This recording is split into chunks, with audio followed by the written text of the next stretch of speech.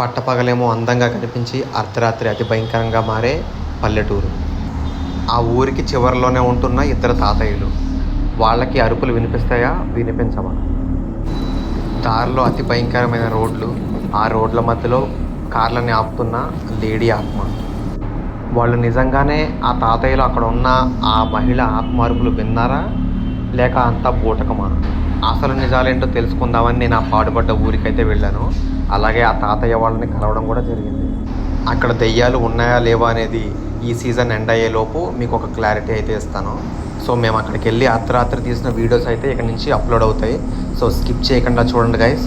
అతి భయంకరమైన video footage అయితే మీ కళ్ళ ముందు ఉంచాను.